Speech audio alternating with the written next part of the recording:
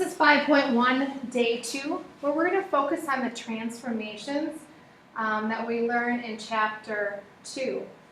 I'm just going to review with you this parent function. We did graph it yesterday, so I'd say you don't need to write this example down. It's already in your notebook. So the old-fashioned way we learn is you do an XY chart. So you would substitute in 0 in for x, and 0 squared is 0. And then you'd substitute 1 in for x. 1 times 1 is 1. And then negative 1.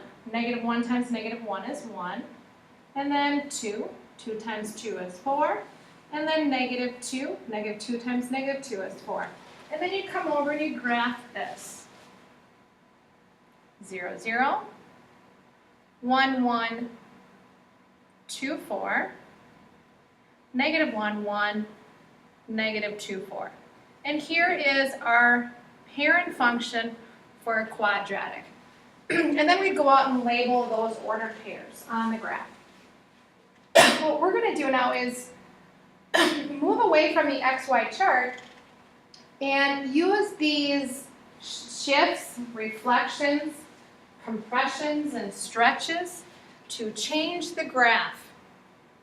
These are already in your notebook. All right, next example. Graph and label these 3 points. F of x equals x minus 1 all squared minus 3. Let's focus on the 2 transformations that happen. So let's talk about the minus 3 first. Minus 3 is at the end of the function. So we're going to move this function down 3 units. And then the minus 1 is now inside the function, so if you remember, that's going to move it to the right 1 unit. So I'm just going to graph the original parent function again. You don't need to do this. And then you can just do the red function, the new function. So this is the parent function.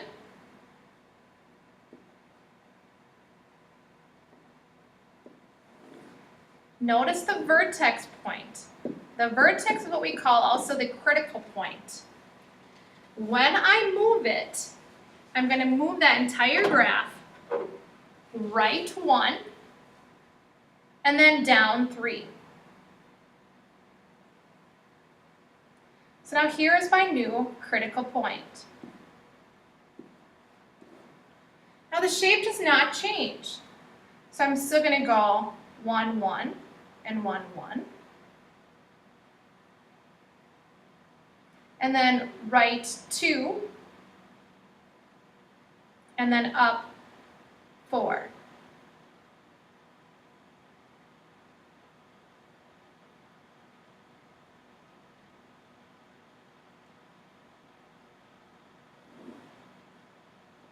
And then you would label these points. Remember, the first set of ordered pairs, the parent function, was 0, 0, 1, 1, negative 1, 1, and then 2, 4, negative 2, 4. Notice the difference in my parent function. Now I have 1, negative 3 is my critical point. If I move 1 to the right and 1 to the left of 1, where are my values now?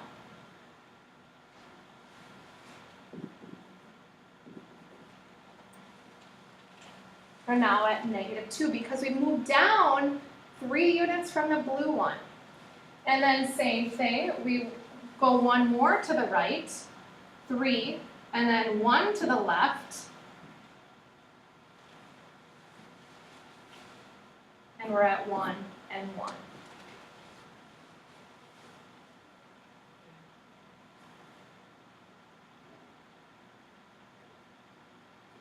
Okay, next example has 2 transformations. Y equals negative 3x squared.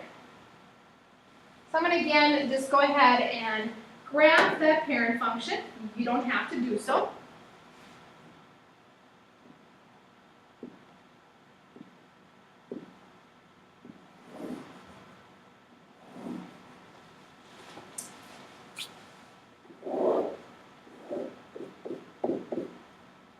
Don't need to write these ordered pairs down.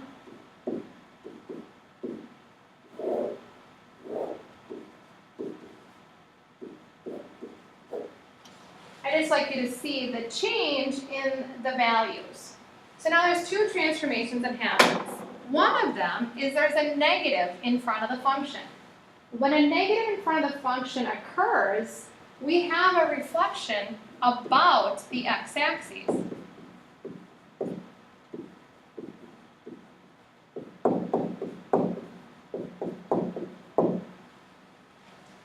So here's my horizontal x-axis.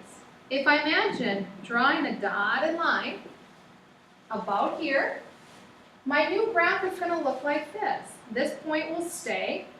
Now I have my points that look like this. And it goes over 2, down 4, negative 2, down 4. This is with just the reflection about the x-axis. Well, we have to still think about what's happening when I multiply by 3 in front of the function. So I'm going to go ahead now change it to green to do my final function change. So this 3 in front of the function is what we call a vertical stretch.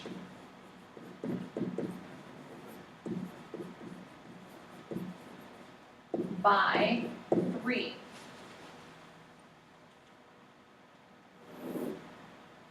So right now my ordered pairs are the red ones. Just kind of write them off to the side here. Again, you don't have to go through this XY chart, but I'm kind of more explaining. The ordered pairs are 0, 0, 1, negative 1, negative 1, negative 1, 2, negative 4, negative 2, negative 4. Now what's going to happen is we are going to vertically stretch by 3. So we think about that y-axis. It's going to change that y value by multiplying it by 3. So my x's are going to stay as they are.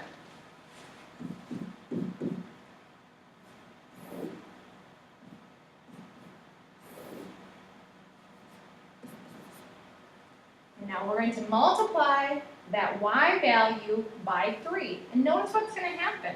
This one will still stay as 0, because 0 times 3 is 3. 1 times 3 is 3. 1 times negative 3 .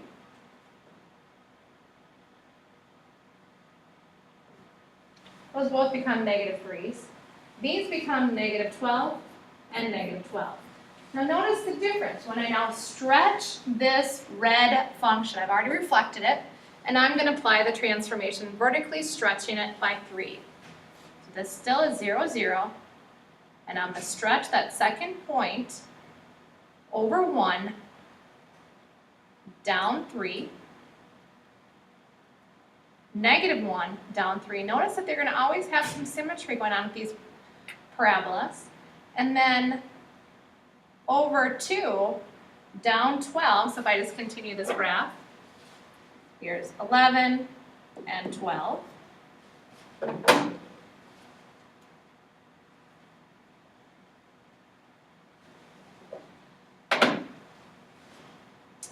Over 2, down 12.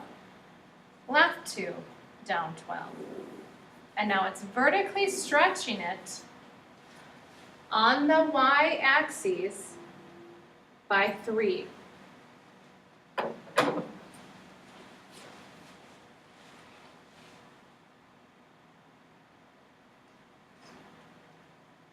Next example, graph and label this. So there's one transformation that's occurring.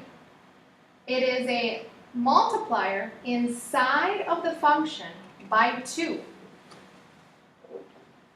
So these are going to be your horizontal compressions or stretches, depending on what your scale factor is. And this is where we have to kind of think opposite. So what we have to do is we have to take this scale factor and reciprocate it. So it's now going to be 1 over 2. And we're going to multiply it to the x value. So if I have my original parent function, ordered pairs, notice what's going to happen.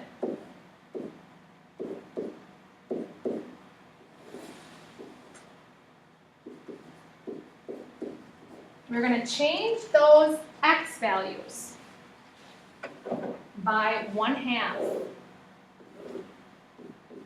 The y values will stay as they are.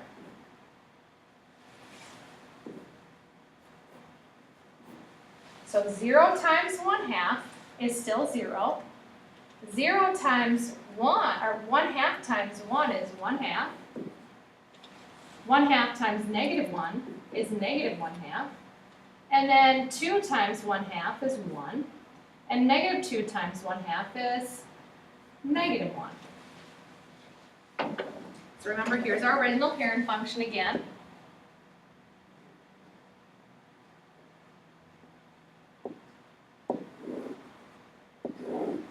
And notice the difference with my transformation.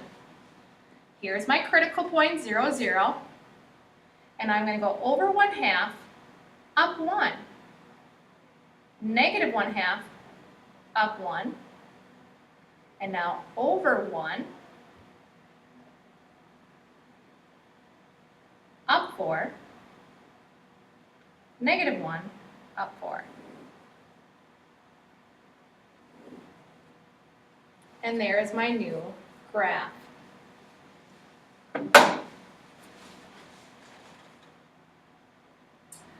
We're going to stop there. This is going to be the first part of the lesson video. There will be another lesson video. We're now at 11 and a half minutes.